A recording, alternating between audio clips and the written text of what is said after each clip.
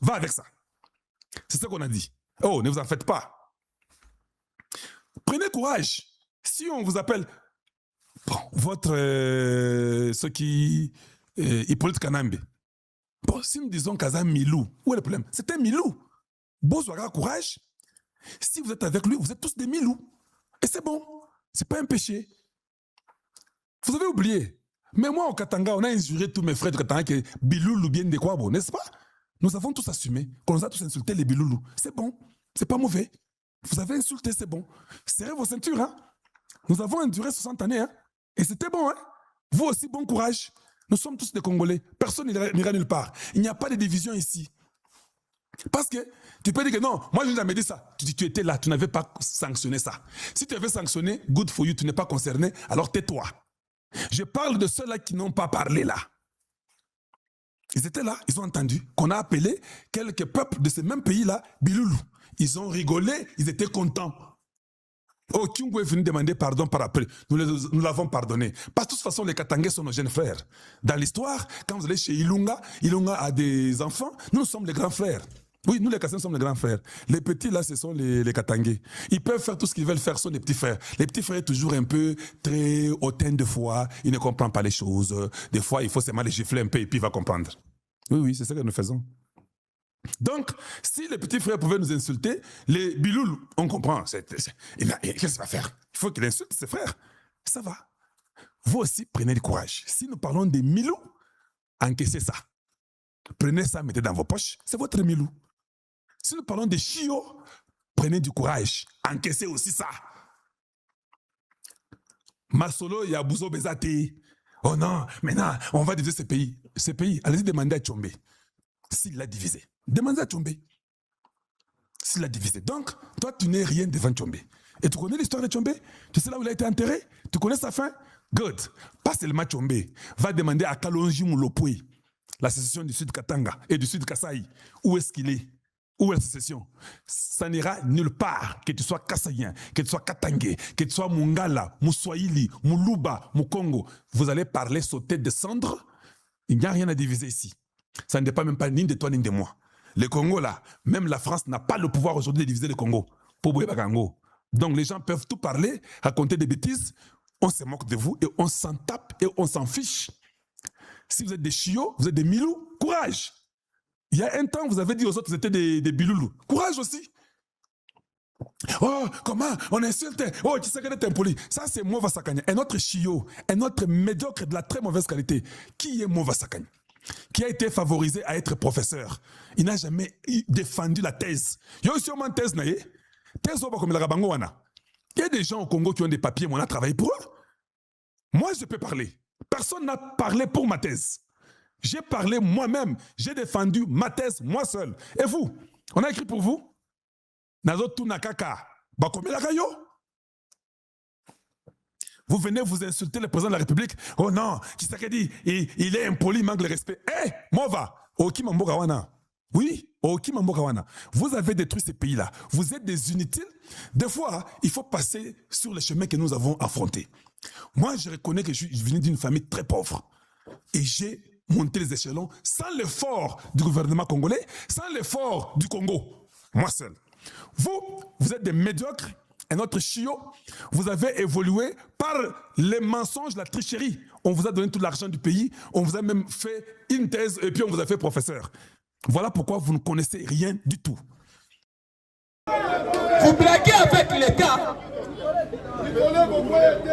Papa, Batou Bazobo, ça n'a que président Tshisekedi a la carte blanche. Batou Bapesa qui a moins ça américain. Bonne signification carte blanche. L'accès a été déjà donné. Le long d'Aïchimi Azoya, tête à tête dans le président Tshisekedi. Or, d'Aïchimi, récemment, vous avez dit que ça a été signé. Après, Anderson, numéro 1, Africom, à Kenaki na Rwanda, Burundi.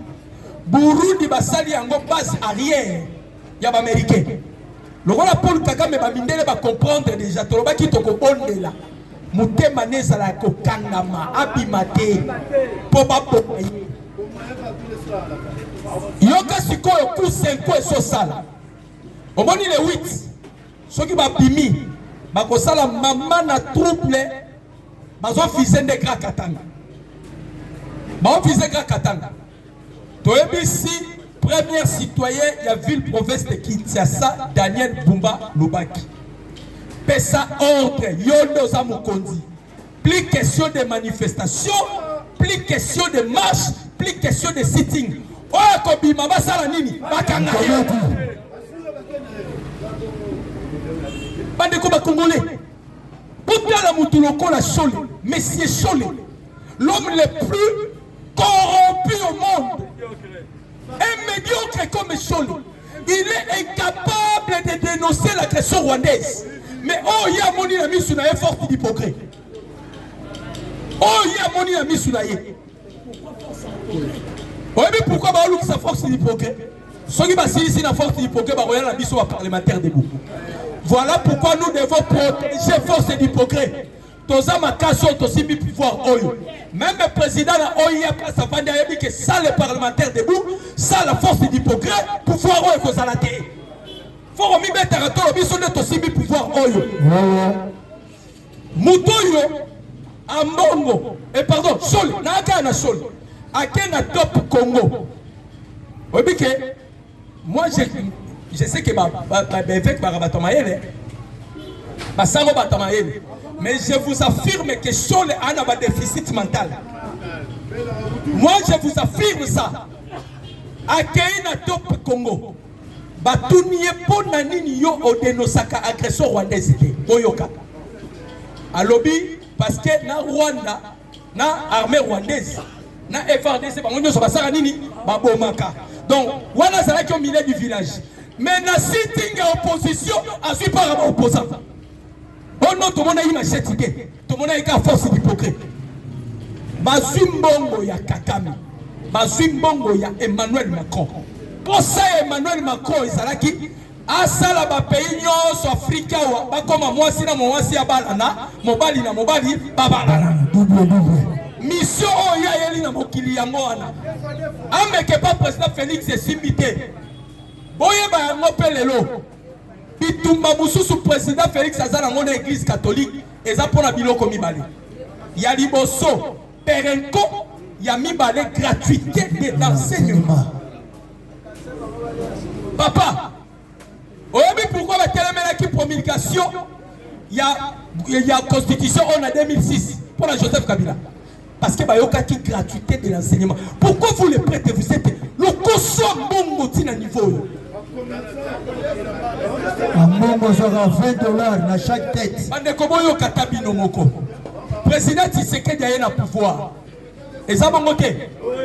Aye kokuta basango bazwaka 60 millions de dollars par an na Perenco, une entreprise pétrolière. Président Tshisekedi a beaucoup dérangé basango. Akei na Vatican à se renseigner. Ce qui mbongo wane ke na Vatican, mbongo wane komaka na Vatican te. A mbongo na Chole bazwaka mbongo baliaka. Président Tshisekedi a bloqué l'hémorragie wana. Deuxième chose, quand kaka président Tshisekedi a simi gratuité de l'enseignement, Chole a telemi à lobby, tokosala na bitumba na Tshisekedi ti tokobengana ye. Bobo sanate. Sola ebisa biso tozoluka mutaza capable simba manduki. Tangu Sola lobaki lokola mutamona kemote. Comment un serviteur de Dieu koyi kolobelo koana? Si ce n'est pas un serviteur de Lucifer. Pour serviteur ya Nzamba koyi koloba biloko wana. C'est un serviteur de Lucifer. Batouana ce sont des vampires. Ba vivra na makila et tangara na este. Le roi va comprendre que Makila va plus aller à Makila, à vivre à Makila. Ce sont Makila, ils ont engagé. À vivre en ce qui va passer les Kokufa. Oh, nous parlons de dialogue. Oh, Kokende, que ça, le dialogue, Wana, na papa na bino solo, na maman na bino, na Kagame. Vous vous blaguez avec les gens. Na sepela qui n'a réaction qui s'est Kabouya. Notre secrétaire général. A suivi document, on a sali nini. Oh non, ba diviser catholique pour vous dire. Donc l'église catholique, bantimi bazara sous-souté. Bazo bon l'église catholique, yango tozo tout na papa à na Vatican. Jusqu'à quand zo tikaba, même poster oyo à la tête de l'église catholique à Congo. On risquerait dans les jours qui viennent de pas sembler sur l'église catholique. De pas sembler sur l'église. Bandeko ya kananga batelemi. Ba jeune ya catholique. Ba lobi to considérer na position ya 5 côtés. Ba Rwandais ba tweeter ba bio botala ba militaire ya IDPS. Donc pour na bango ba Rwandais. Et loko ba catholique ba lobi yango desa mutuya. Ok nyoso ana nini lufunu. Bandeko ba congolais. Mwana mama Tobeta na li solo ya Daniel Bumba. Gouverneur de la ville-province de Kinshasa. Tout le monde a abisso nyonso tozawa. Daniel Bumba Zamabe, azoko kate. Mais tokomi komona injustice na gouvernement central. Daniel Bumba aye na gouverneur ya ville-province de Kinshasa. A commis mukanda a kotisi na gouvernement central. Babi misela yembongo pour l'assainissement. À ça l'assainissement à ville province de Kinshasa. Si le lombongo tira la kobimate. Mais général Kassongoye awa babimi simbongo ya 5000 hommes 500 000 banda koswa. Si comme vous pour bisa Bumba parce qu'il est de l'IDPS. On a besoin Bumba o ya sa ya IDPS alongwa na gouvernement ville province de Kinshasa pour bachanani. Donc bakuba ya IDPS bandi de l'autre na gouvernement central. Bumba banzela mususu osala ebima na mbongo ya ville province de Kinshasa. Ah na zoebi sabino bango moko gouvernement central balobi yango depuis ba recette banda mutakoti si recette koleka Daniel Bumba azate atikali koyibate. Mais pourquoi vous bundisi Daniel Bumba pour la ville d'assainissement pour bibisa ma beli boso ba congolais nyoso.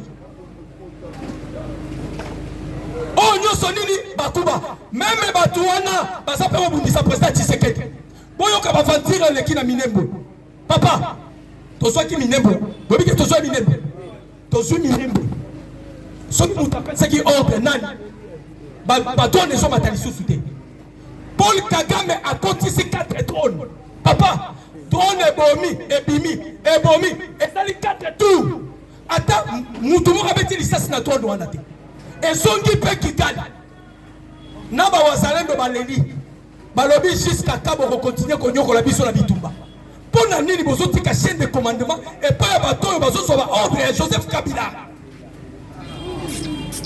na zo bisabino confusion koti to so ebate qui contrôle minembo et ça bote moloto to so ebate il faut qu'on se dise la vérité même bêtise basala ki na Rubaya même bêtise basali na minembo à chaque fois ceux qui te poussani parce que Paul Kagame ayebi nega to bundana Kagame nega to bundana Union européenne eyebi que ceux qui t'ont récupéré minembo t'ont récupéré Rubaya t'ont récupéré Komana Bukavu Bitumbesili. Est-ce que vous bien? Ceux qui t'ont récupéré Komana Bukavu Bitumbesili ba ne loko ba réclamer pas Tshisekedi. Or bango ba créer Bitumba wana pour que Tshisekedi ait ma cahier de charge ba IM23. Yanini ba pesa bango contrôle ya est. Sikoyo a na oyo bisabino Paul Kagame a revendiqué Nirangongo, Masisi, Naruchu. Ah, cause profonde, oh, monsieur Chola solo bayangoana. Et puis, Marcho Bomoni, Fayou Fos à la Maëlle, aux politiciens à Maëlle Mouké. Makambo Nyoso Bomoni Marcho Salema, Bosala pour la Boebi, Bobi Sosana. Non, Bosala politicien. Car c'est Moïse Katumbi. Makambo Nyoso Basala c'est pour Moïse Katumbi. Or Moïse Katumbi c'est l'ami intime de Paul Kagame.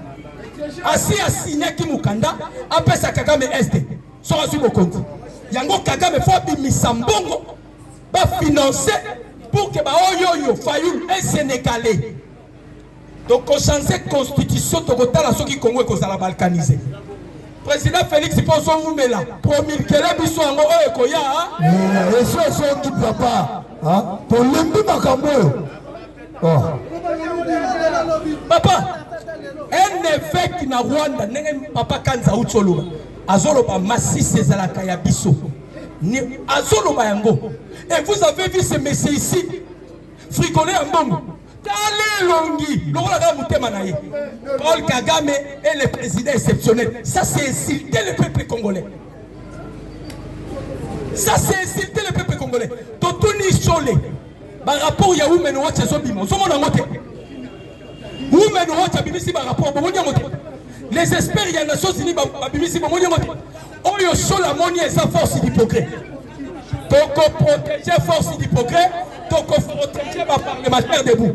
Parce que Toyebi, ceux qui va simbi d'hypocrite, bah, quand il y a peu que simba biso ma parlementaire debout. Et ça, fusion à Bango. Bah, quand il y a qui réunion, Kabundu n'a pas Bango. Kabunda ebisi bango pour neutraliser Tshisekedi. Pour frapper force d'hypocrite, pour frapper les parlementaires debout. Pour qu'on anéantir Tshisekedi. Yango Tozok Senga, Mokato, Mousselou, Seba, Jekobeya, Antibal, Bosimba na loboko, Simana loboko, Botika Baventure, Bazolinga Baboto la biso pouvoir na maboko la biso. Et ça m'a séquité. Mais tu es bien eloko moko. Eloko nyoso ya nzambe ebundisa makaka. Et ça bon côté. Eloko euti pa ina nzambe bazwa ngo na pétété. Ebundisa makaka. Avec Dieu, nous vaincrons. Je dis et je vous remercie. Merci. Mon appréciation. Docteur Bovetre Maloko Makasi. Bozela, Bozela. Il dépasse viva. Nana ye kakao.